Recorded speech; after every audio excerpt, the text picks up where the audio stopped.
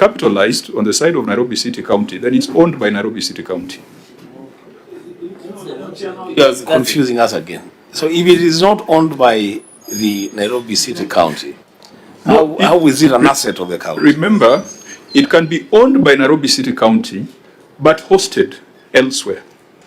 You know, Nairobi City County can rent a cloud, and I think that's that's a software as a service thing.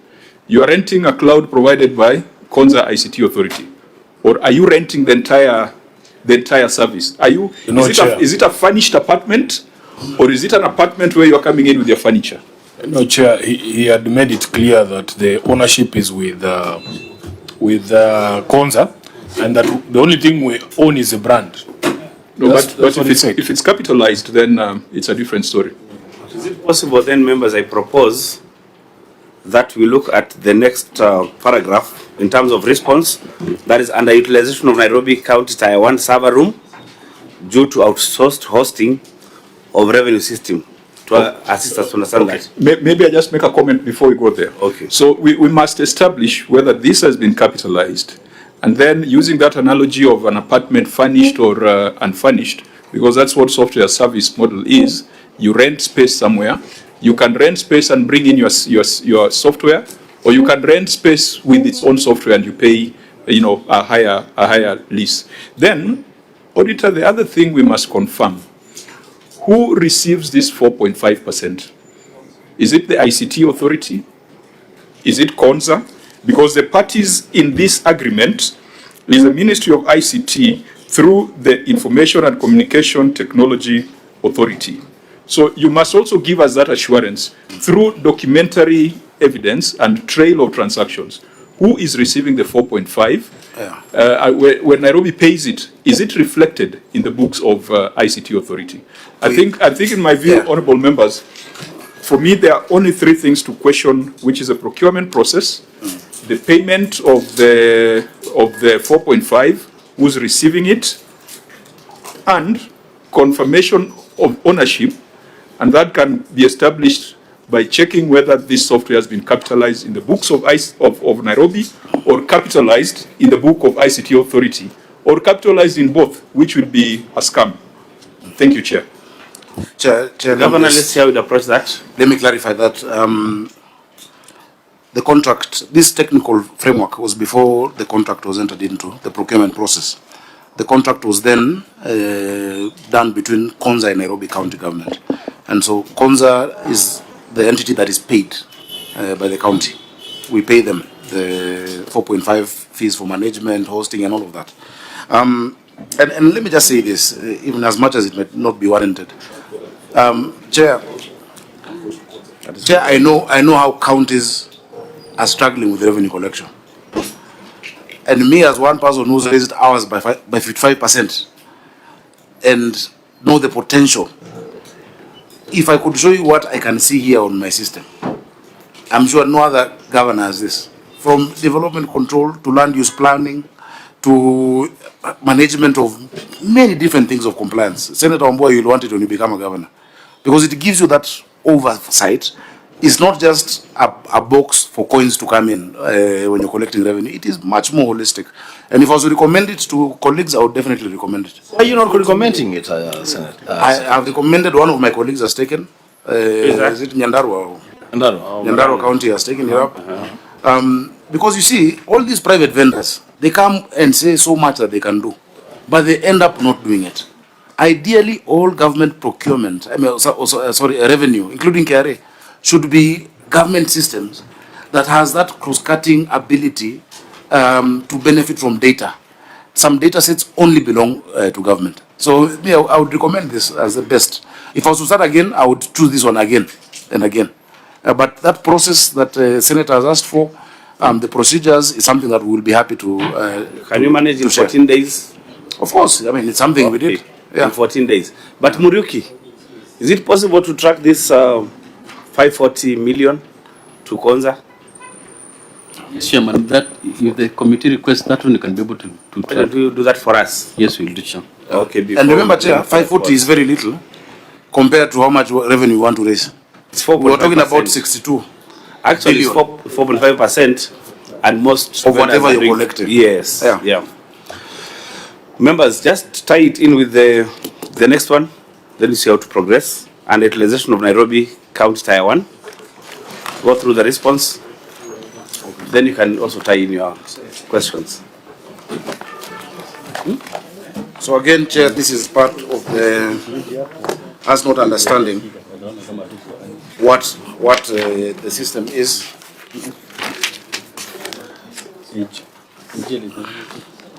Chair, management adopted the SaaS model. Sorry, Governor. Just do 9. That is a duplication of ERP software in Nairobi City County leading to wasteful expenditure. We did 9. 10. Sorry, I was not here during the briefing, so just do 10. Irregular engagement of Nairobi pay vendor. Yes. So which one, Chair? Do I answer? Yeah. Which one? The central law was here during the briefing. Just do irregular engagement of Nairobi pay vendor.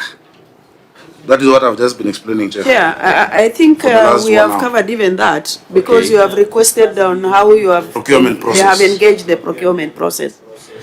The issues raised by Senator. Now, and remember, I've given the Yeah. history. Perhaps, Chair, I can guide. Yes, What the please. people of Nairobi want to hear, Governor, is that we are not putting money in things that don't provide value.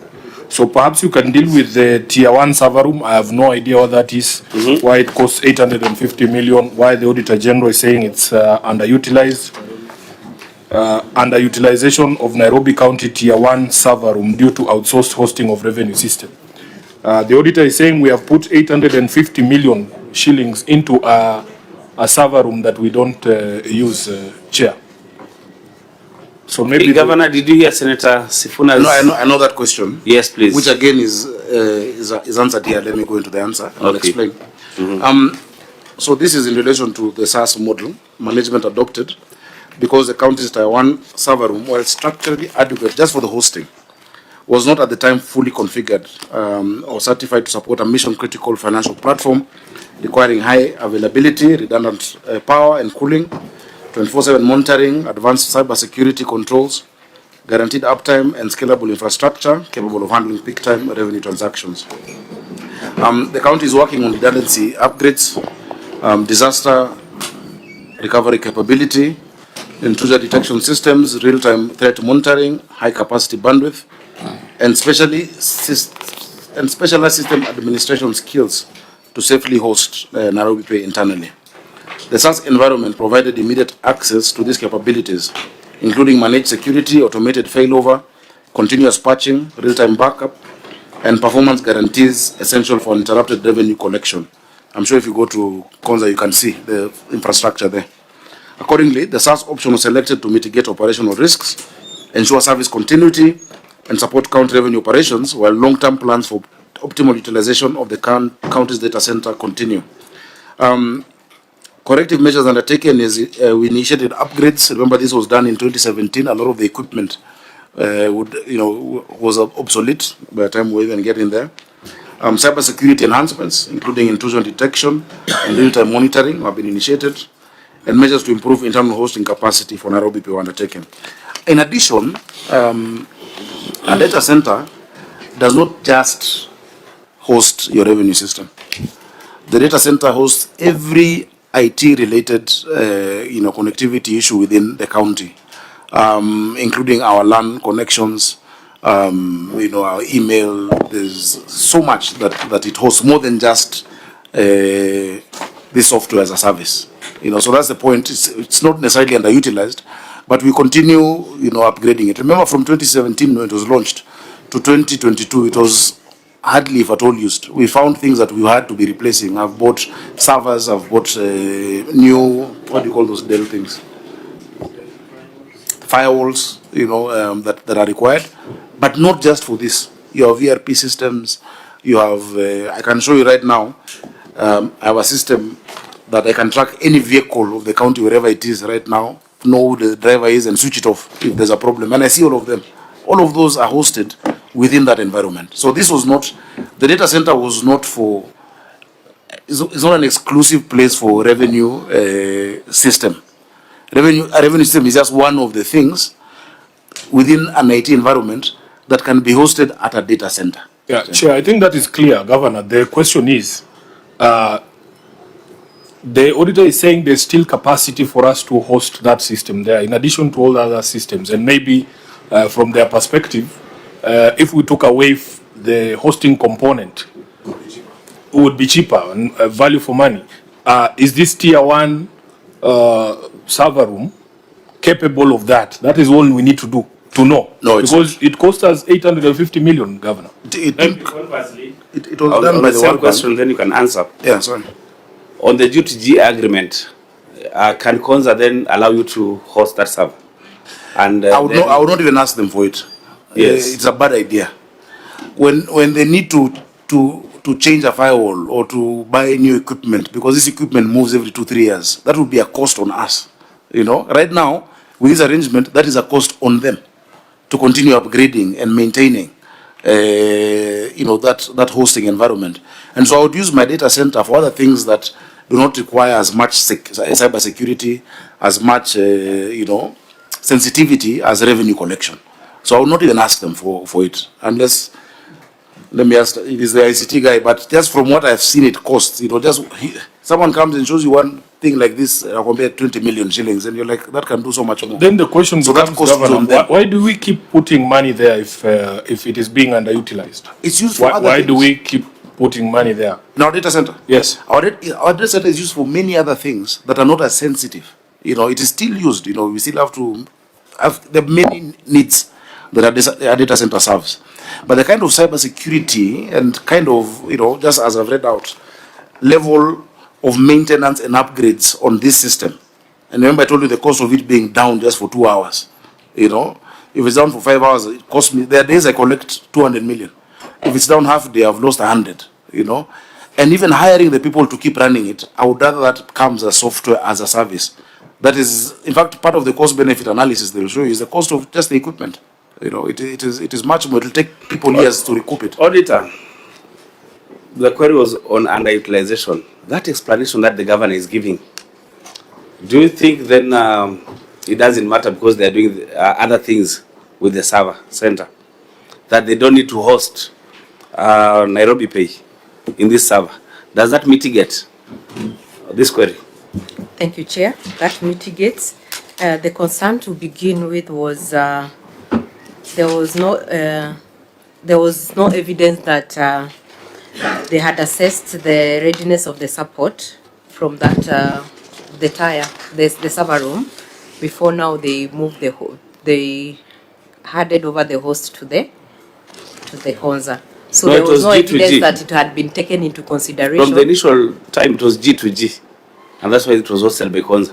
That's my understanding. What he's saying Yes. is that if an analysis of the capacity we have internally was taken into account during that conversation, maybe the hosting component would not have been given to Konza, and it would have been cheaper for the people of Nairobi. And my reading is, I don't know, maybe Governor, okay, Governor, let's see what you have to say about I that. think I'll just explain for me, and maybe we should just bring the numbers.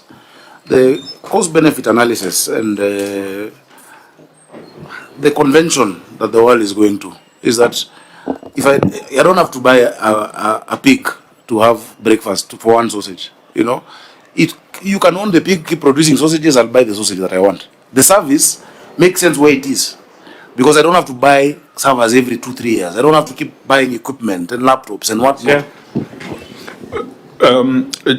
Session Chair, we were together in the Parliament of South Africa when our counterpart committee was looking at the city of Kuruleni. Kuruleni is a metropolitan city, hived off Joburg, and it covers the area where OR Tambo is. And so it's a very, very rich city. I was with Senator Wambua and Senator Mwaruma. The city of Ekurhuleni lost 2 billion rands through a cybercrime incidents. And we sat through the hearings of the committee. And we had very interesting things, that insiders colluded with hackers, or hackers working with municipal insiders, infiltrated the city's billing system and manipulated property debt records, created fake invoices, issued fraudulent rates, clearance certificates. In fact, at the end of that session, the chair asked about the instant fines, because they make a lot of money from instant fines, these things that you are handing over to NTSA, but that's a conversation for another day. And the municipality said that it was a management decision to turn off instant fines. And Senator Wambua, you remember how that awkward that sounded. In total, the city lost 2 billion rands. 2 billion rands is easily 14 billion Kenya shillings as a result of compromised systems. Now, the reason why I bring this up is that Nairobi might want to host all these systems internally, but the question would be, what is their capacity? And that's why it's important for us to look at the results of a systems audit that focuses on security and controls. Because you don't want a situation where, fine, you've got this nice server room, but there's someone inside that server room who tells you, if you want me to clear your rates, nipe kitu kidogo, and then I can go into the system and do that. So for me, the greater concern should be to assure the people of Nairobi that whether it's hosted on a cloud at Konza or hosted on premise in your data center, that there are appropriate security controls, there is proper integrity to avoid the repetition of what we saw in Joburg. I say that just to illustrate that it's not theoretical. It is something that is happening. It's a big, big scandal in South Africa, even though I think, just like Kenya, they are used to big scandals. They've grown thick skins. So it can happen here if we do not take proactive measures, Chair. Chair, Okay, Governor. Chair, the substantive chair has really affirmed my position. Keep it where the safety, the security, the focus, that's all they do. You know, as opposed to where you will not have the continuous upgrading and whatnot. And it's a service that you want. Yeah. The objective of the county is not to host, it is to get revenue. And to get it in a safe way, efficient way, without downtime. So if they can provide that, of course it can be a matter of pride to say today we host, but even where the world is moving, they have less and less physical spaces for hosting. It's in the cloud, you know. So Chair, that is my position. But you just talked about it. Yes, Senator Governor, just confirm to us, in the contract, do you have a deal on the uptime for? Yes, there's a service level agreement. What's the percentage? I don't know the contract of it, but is what, 99%? 99. 99%. Yeah. And they're achieving it. 99%. For most part, we can come substantively on this matter and explain it. But I promise you, every county should use this system if they are really serious about revenue. Sure. But you see, the hesitation with some people is that hapa the hakuna deal, you know. So kama hapa hakuna kupangana, why should I move into that one? So you stay with the vendor. Yeah, I mean, Governor, from what you have said, where you're saying it's, you know, you'd rather put your data on a cloud rather than on premise. Along the same lines, I think we all agree that it's better to keep your cash not under the mattress but in a bank. Thank you, Mr. Chair. You missed the substantive part. You just come. We even spoke about buckets. Members, I think, okay, Nairobi Senator. I'm waiting for you to call for AOB. Okay.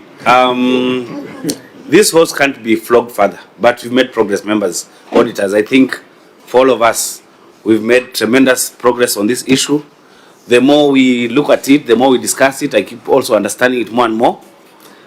Let's go to closing remarks, and I would start with the Gov. Let me just, with your permission, Chair.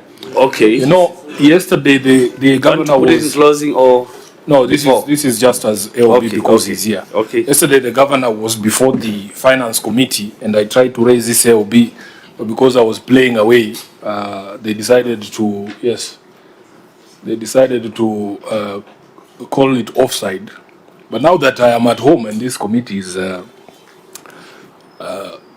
what I don't want to go there.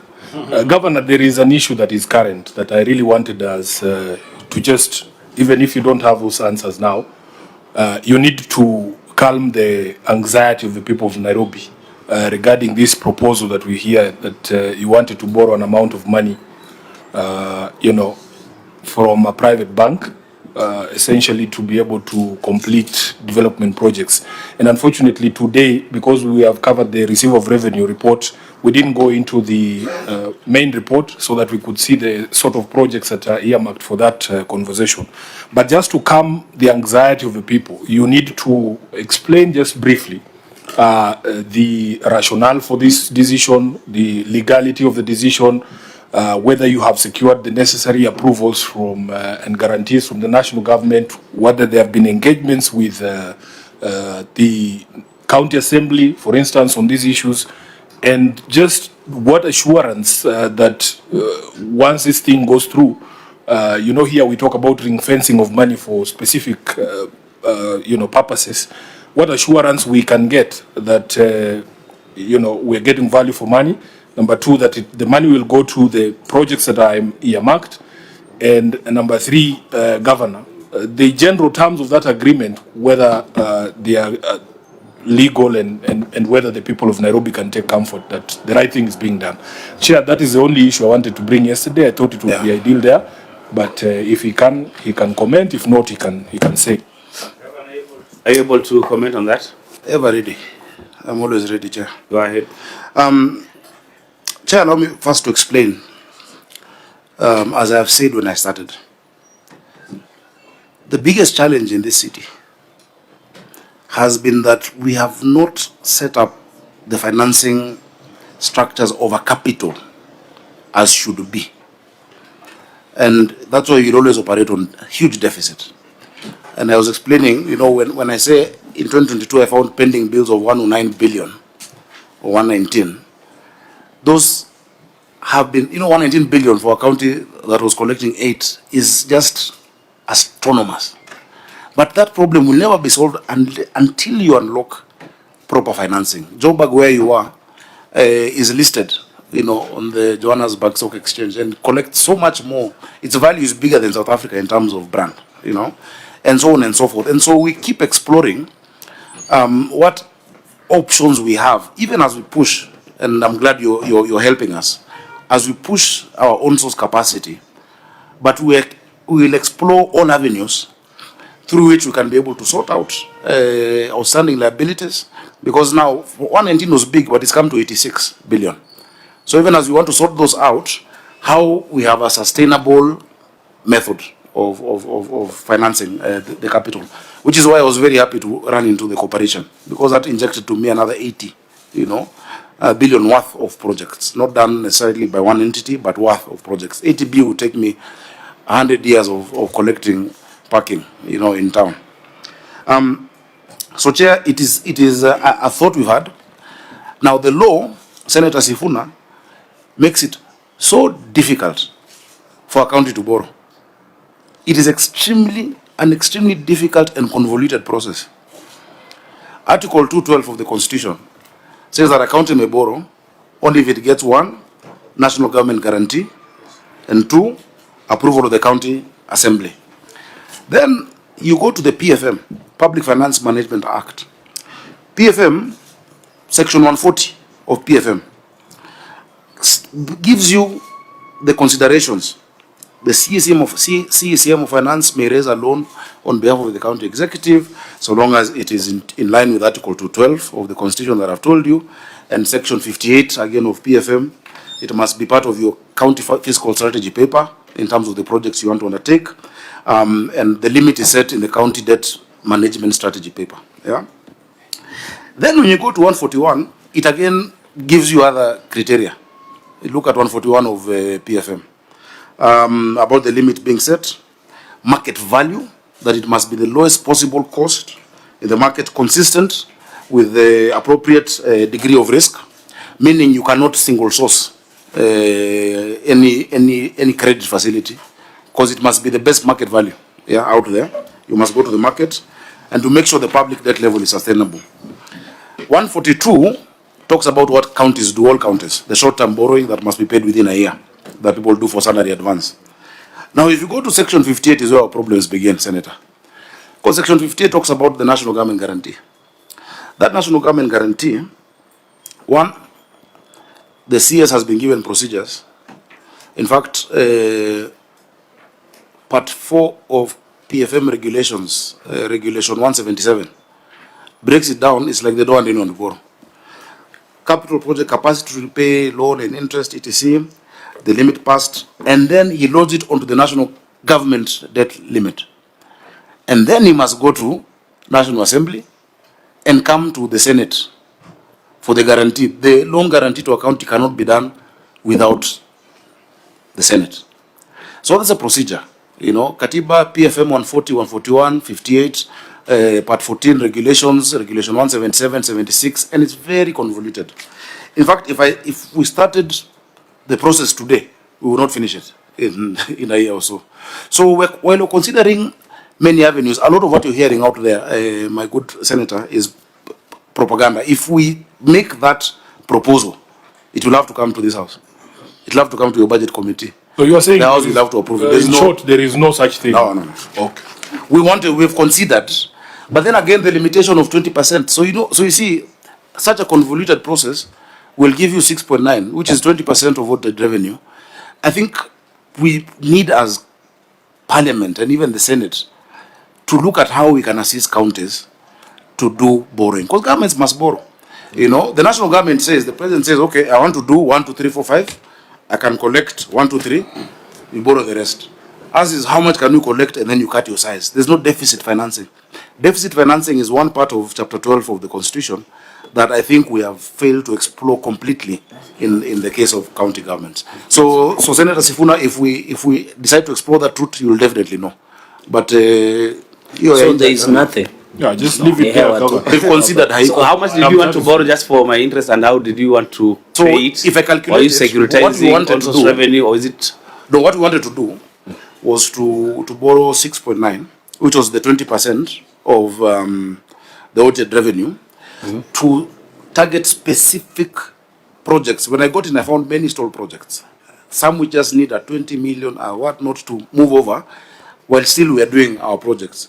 So it would be ring-fenced to those specific projects. But I'm seeing it is not worth it. Either not worth the amount, the effort, or the political process. So what I would rather do is what I've done this morning, that as we continue to do, is to get the debt collector to get me my 62 billion owed to me out there. That one does not need a national guarantee. It is our money. Instead of using, there's something called political capital. You'll expend so much political capital for so little. It's not worth it. Okay, senators, anybody wants to make a closing remark? Because then I will give the substantive chair opportunity to say something. Yeah, I'll be very brief because today I'm just a member of the committee.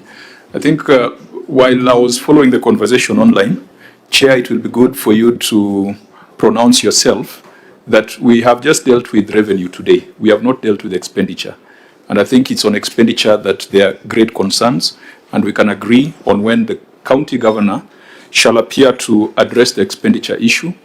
The issue of borrowing, and I've heard you, Governor, talk about green bonds, municipal bonds, or infrastructure bonds. Like Ipia did it. You were with us in the Senate.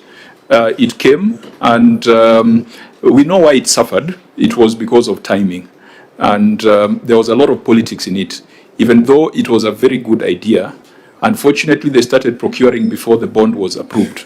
So now we have serious pending bills arising out of it. And how much did they get, Chair? No, it was not approved. It was approved by the Senate. No, it was not even approved by the Senate because it was so close. It was so close to campaigns.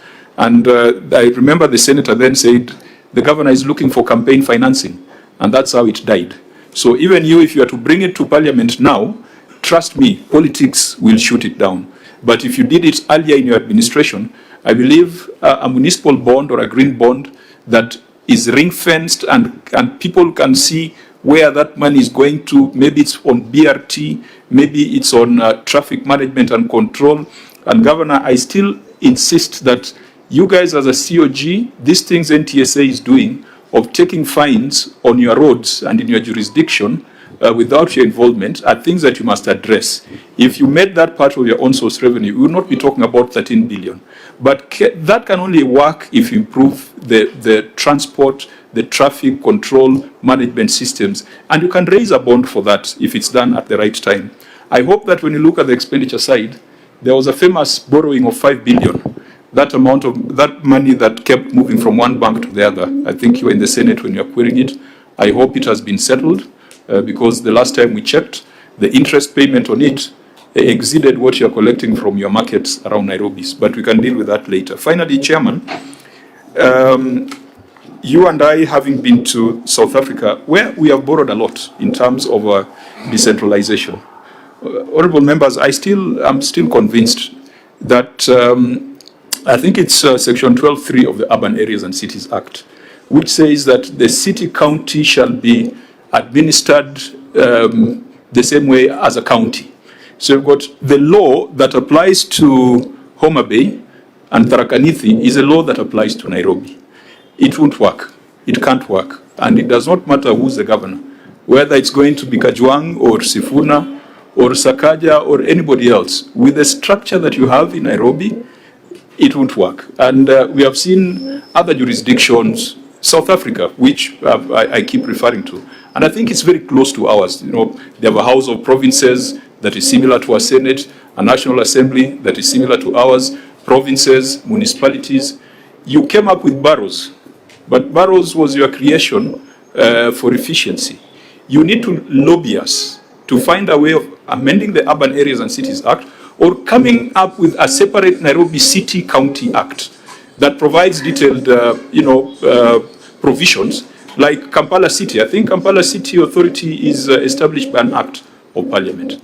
Please engage us on that so that you are not just engaging us when the police is chasing you. Engage us on these substantive things so that you can also leave a legacy in Nairobi that you are the one who reorganized the structure in cooperation with the Senate, and that will guarantee success for anybody else who comes in next term or subsequent term, whether it's going to be 1 term or 2 term, whatever the case.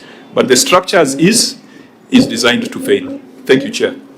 Senator Sifuna, in closing, some of us have to really travel. Yeah, thank you, Chair. I will not take longer than a minute. I can appreciate the skepticism from the Senator of Homa Bay.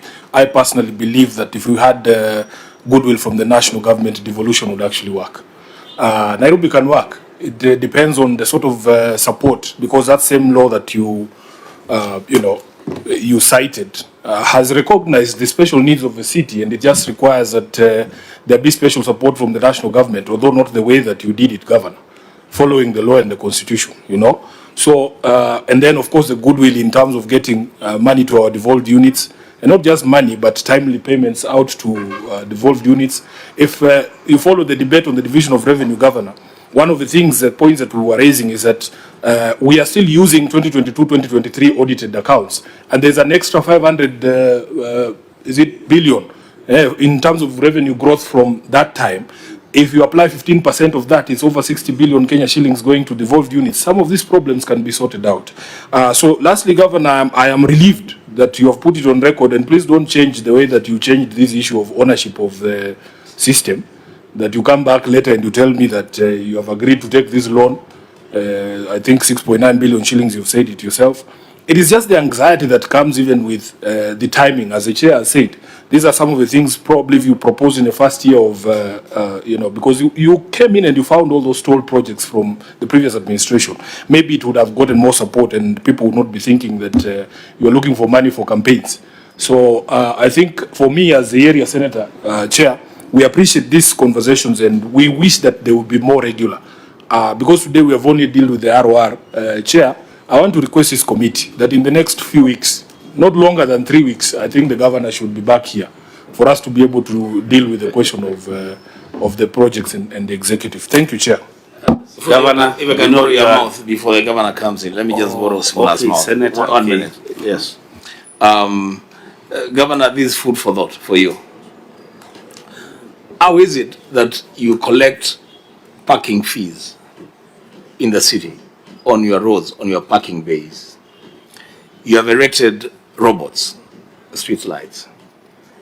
And when a vehicle that was parked in your parking bay, when it overruns the robots, somebody else collects that fine. I mean, as the chair is saying, I think county governments also need to look the national government in the eye and tell them that some of these revenues that they are collecting from counties, those revenues belong to counties. Thank you. Governor, briefly, already the vehicle for Senator for Kitui is facing Kitui. You are domiciled here. Let's see. In closing. Thank you so much, Chair and colleagues. I call you colleagues because I was in the Senate, and I'm very proud of the time we had here and what we were able to achieve. I thank you for the time that we've spent looking at these issues. There are many things to be considered. If I start with the issue of financing, and it's true, South Africa has a similar structure of a unitary state, but with fiscal decentralization.